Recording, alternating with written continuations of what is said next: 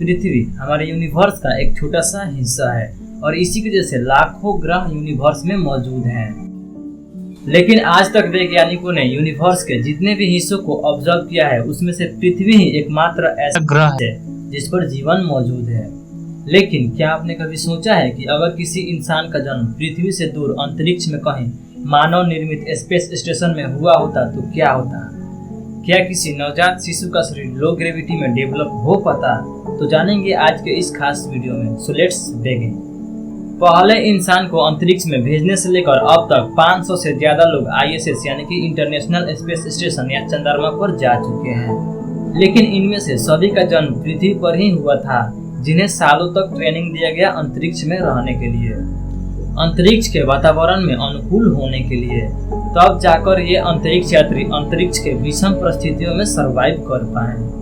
लेकिन कहा जाता है कि जरूरत और इन्वायरमेंट हर चीज को बदल देता है। जैसे कि लाखों साल पहले जिराफ की गर्दन की लंबाई सामान्य हुआ करती थी, लेकिन समय के साथ साथ परिस्थितियां बदली और इन्वायरमेंट बदला और उसकी गर्दन की लंबाई और लंबी से और लंबी होती गई। इस तरह से अगर कोई बच्चा अपनी माँ के पेट में ही उसका प्रारंभिक विकास अंतरिक्ष में हो तो हो सकता है कि वह पहला इंसान हो जो पृथ्वी के तुलना में सरवाइव करने के लिए ज्यादा सक्षम है।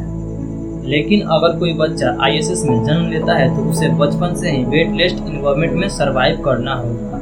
अक्सर हम यही सोचते हैं कि स्पेस स्टेशन में ग्रेविटी नहीं होती है, इसलिए एस्ट्रोनॉट हवा में तैरते रहते हैं। लेकिन असल में स्पेस स्टेशन में पृथ्वी की तुलना में 90% ज्यादा ग्रेविटी स्ट्रांग होती है और ऐसा ISS की ऑर्बिटल स्पीड के कारण होता है, क्योंकि पृथ्वी की ग्रेविटी अपनी ओर खींचती है।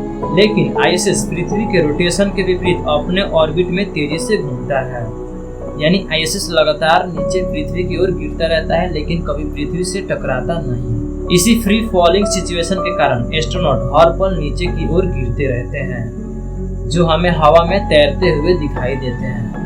ऐसी सिचुएशन में किसी महिला का सेक्सुअल इंटरकोर्स के जरिए प्रेग्नेंट हो पाना बहुत मुश्किल है। इसके अलावा इंटरनेशनल स्पेस स्टेशन में रेडिएशन की मात्रा बहुत ज्यादा हाई होता है, जिसके कारण मेल की स्पर्म क्वालिटी इस रेडिएशन के कारण काफी इफेक्ट होती है, जिसके कारण इंटरनेशनल स्पेस स्टेशन पर सेक्सुअल इंटरकोर्स के जरिए किसी फीमेल के कॉन्सीव कर पाने की प्रोबेबिलिटी काफी कम होती है। तो चलिए कल्पना करते हैं कि किसी ऐसी गर्भवती स्त्री को इंटरनेशनल स्पेस स्टेशन में ले जाया जाता है जिसके गर्भ में अभी शिशु का निर्माण होना प्रारंभ हुआ है। लेकिन अब ISS में पहुंचने के बाद वहां के वेटलेस इन्वायरमेंट की वजह से गर्भ में पल रहे बच्चे के वेस्टिकुलर सिस्टम पर विपरीत प्रभाव पड़ने लगेगा। वेस्टिकुलर सिस्टम मानव शरीर के इनर ईयर में तरल पदार्थ और चैनल का एक नेटवर्क होता है, जो मूवमेंट बैलेंस को निर्धारित करने के लिए फ्लूइड का उपयोग करता है। पृथ्वी पर यह फ्लूइड ग्रेविटी के कारण नीचे की ओर पुश होता रहता है और अपनी एक निर्धारित शेप में बना रहता है।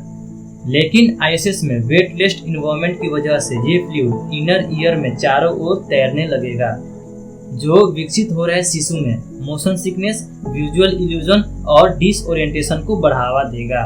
हालांकि वेस्टिकुलर फ्लूइड मात्र एक ऐसा फ्लूइड नहीं है जो शिशु के विकास को प्रभावित कर सकता है, बल्कि मानव शरीर में मल्टीपल ऐसे फ्लूइड हैं जो वेटलेस इन्वायरमेंट के द्वारा प्रभावित होते हैं, जिसके कारण ISS में जन्म लेने वाले बच्चे की बॉडी पृथ्वी पर जन्म लेने वाले बच्चों की बॉडी से अलग विकसित होगी। वहीं इस सभी फ्लूइड के चलते फेस पर पड़ने वाला प्रेशर के कारण शिशु की विजन कैपेसिटी भी काफी हद तक प्रभावित होगी। अक्सर यह देखा गया है कि जब एस्ट्रोनॉट लंबे समय तक रहकर ISS में वापस आते हैं तो उन्हें विजुअल प्रॉब्लम का सामना करना पड़ता है। वहीं दूसरी ओर जीरो ग्रेविटी होने के कारण उनके शरीर में ब्लड का फ्लो अपर बॉडी में ज्यादा होता है, जिसके कारण उनके टोटल ब्लड वॉल्यूम में 22% तक की कमी ऑब्जर्व की गई है। ऐसे में अगर कोई महिला प्रेगनेंसी के टाइम ISS में मौजूद है तो ISS के वेटलेस इन्वायरमेंट की वजह से ब्लड का फ्लो लोअर बॉडी के बजाय अपर बॉडी में ज्यादा होगा, जो एक विकसित हो रहे शिशु के लिए बिल्कुल भी अच्छा नहीं है, क्योंकि ऐसी सिचुएशन में बच्चे के फिजिकल डिसेबिलिटीज और मेंटल डिसेबिलिटीज के साथ पैदा होने के चांसेस कई गुना बढ़ जाएंगे। वहीं दूसरी तरफ अंतरिक्ष के हानिकारक रेडिएशन पेट में ही यानी कि जन्म लेने से पहले ही उसमें कैंसर जैसे जानलेवा बीमारियों को पैदा कर सकती है। इन सब कठिनाइयों के बाद भी अगर कोई बच्चा डेवलप होकर जन्म लेने में कामयाब हो जाता है तो उसके बाद उसे सरवाइव करने के लिए कई कठिनाइयों का सामना करना पड़ेगा। क्योंकि अब स्पेस का लो ग्रेविटी इन्वायरमेंट उस बच्चे का बॉडी सिस्टम, मस्कुलर डेवलपमेंट और बोन डेंसिटी को प्रभाव करेगा। ISS में रहने वाले एस्ट्रोनॉट में अक्सर यह देखा गया है कि इनकी बोन डेंसिटी 1% पर मंथ की रेट से कमजोर होती रहती है, क्योंकि उन्हें स्पेस में तैरने के लिए कोई एक्स्ट्रा एफर्ट लगाने की जरूरत नहीं होती है। इसलिए वो अपने बॉडी को फिट रखने के लिए ISS में बने एक खास तरह के जिम का उपयोग करते हैं। लेकिन एक नवजात शिशु का ये सब कर पाना संभव नहीं है, यानी कि उसकी मस्कुलर स्ट्रेंथ और बोन डेंसिटी दोनों ही समय के साथ साथ कमजोर होती जाएंगी। धीरे धीरे शिशु का बेसिक स्ट्रक्चर विकसित होना शुरू हो जाएगा। अंतरिक्ष में जन्म लेने और पलने वलने के कारण उसकी हार्ट पृथ्वी पर पल रहे बच्चों से काफी कमजोर होगा, जिसके कारण ये हार्ट पृथ्वी के ग्रेविटी के अगेंस्ट सर्वाइव नहीं कर पाएगा। अगर इन सब समस्याओं के बाद भी अगर कोई बच्चा सर्वाइव कर लेता है तो जब उसे पृथ्वी पर वापस लाया जाएगा तो वो चलना फिरना तो दूर, ठीक से खड़ा भी नहीं हो सकेगा और उसका शरीर पृथ्वी के ग्रेविटी को नहीं सह पाएगा। लेकिन साइंटिस्टों ने इस टॉपिक पर पहले ही बहुत सारा रिसर्च की है। उन्होंने चूहों को स्पेस में भेजकर भ्रूण के विकास पर पड़ने वाले प्रभाव को अध्ययन किया।